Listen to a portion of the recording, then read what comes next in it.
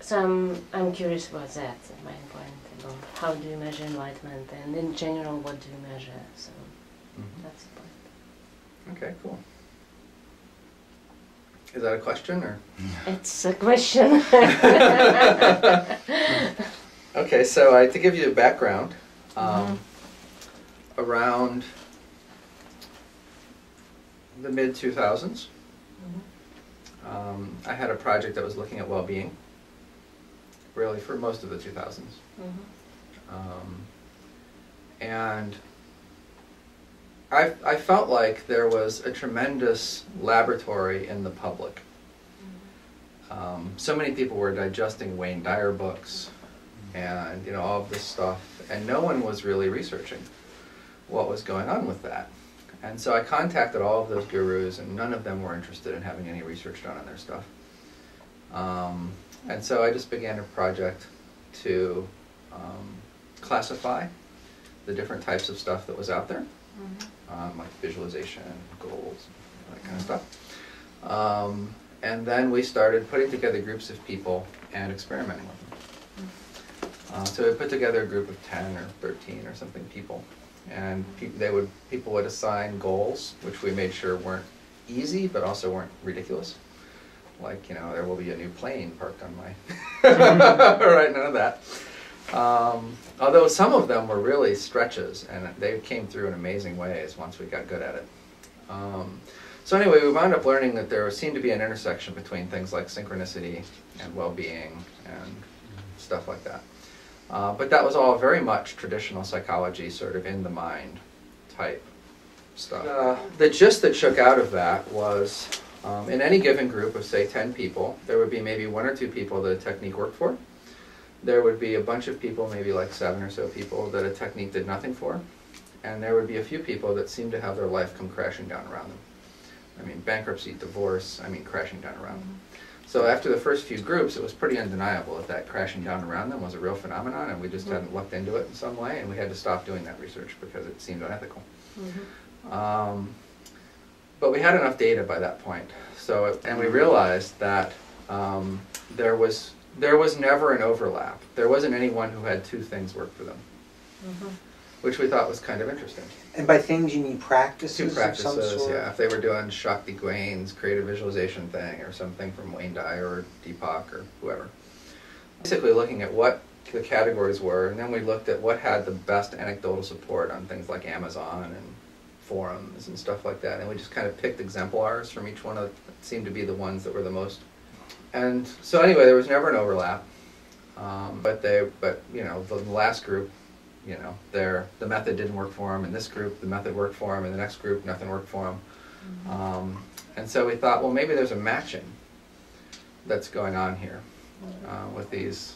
Either these people are just getting lucky, and we're just looking at some random effect. But the bankruptcies and the divorces and stuff, that seemed a little too extreme. And so did the synchronistic stories. And over time, we were able to figure out that people didn't get divorced or go bankrupt within like a week or 2. These were months, the initial groups were like 3 months that you'd be doing these practices or whatever, right? And so we wound up shortening it down. So we went back to doing groups, but we tried to do it with only a week or so, a week or 2 or 3 or something like that. And the idea was that probably it wasn't going to wreck your life.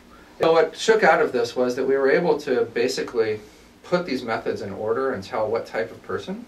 Like there was a time, 10 years ago or whatever, when I could have asked you a few questions and placed you accurately on this thing and told you, try one of these 3 methods and see which one of these work for you. And one of them would have. Now I don't remember how to do that because I've been doing the non-symbolic research for the last 10 years and I've just totally chucked all that. Understand what method was? Well, the methods are just simple things that you would expect, like different goal-setting exercises or creative visualization type exercises or positive thinking type exercises. It's the stuff books. What's the difference between methods? Yeah, I don't know what the difference is. It just shook out of the data. It was just that some methods worked for some types of people. We were using the methods that were from very popular books. Yeah, we couldn't get the people who wrote the books to ever work with us. They wanted nothing to do with our research. And I came to understand years later, if let's say you put out a book And for 3% of people, or something, you know, they're writing you letters saying, my God, you know, I can't thank you enough. Where can I come and mow your lawn? Part of that is then you get the other 3% who are writing you saying, you have completely destroyed my life, right? And so I think these, from what I can tell, these people get like a psychological distancing, where they're like not willing to claim responsibility for the successes, because then they would have to claim responsibility for the failures. And I got an early indication of that in a blog post that was this interview with Wayne Dyer, whose stuff we didn't use actually.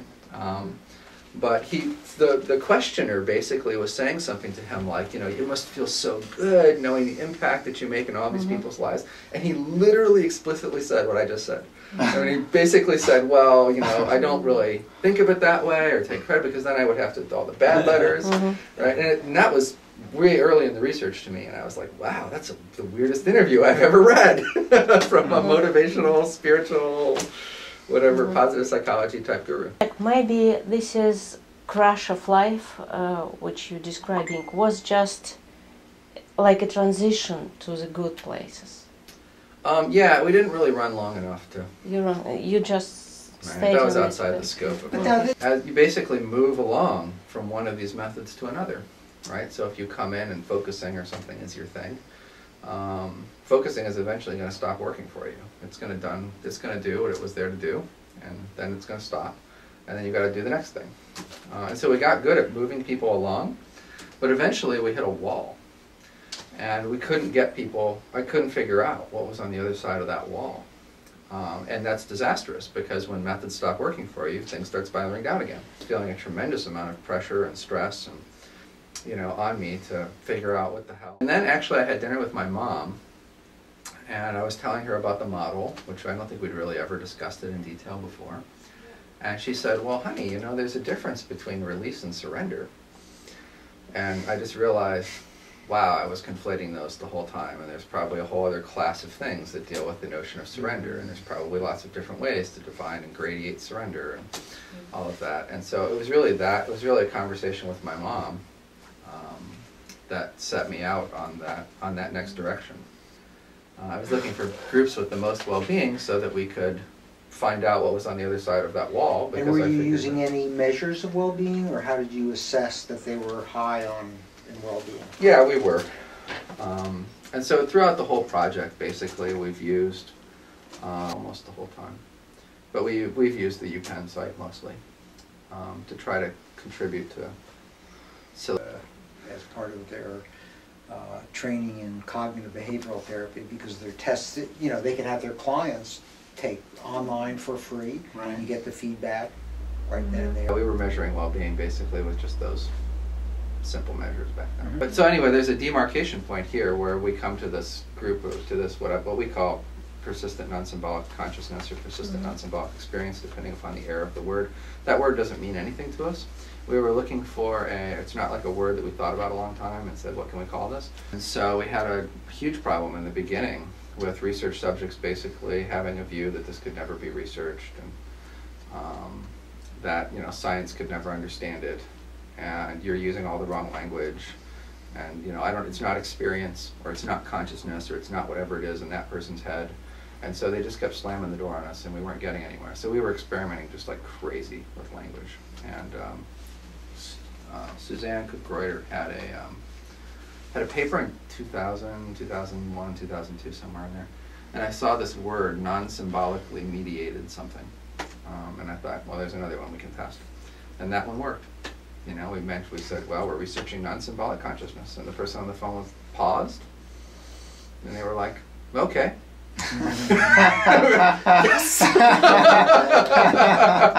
And so it became non-symbolic consciousness for a while, and then we changed it eventually to non-symbolic experience because more people liked experience than consciousness.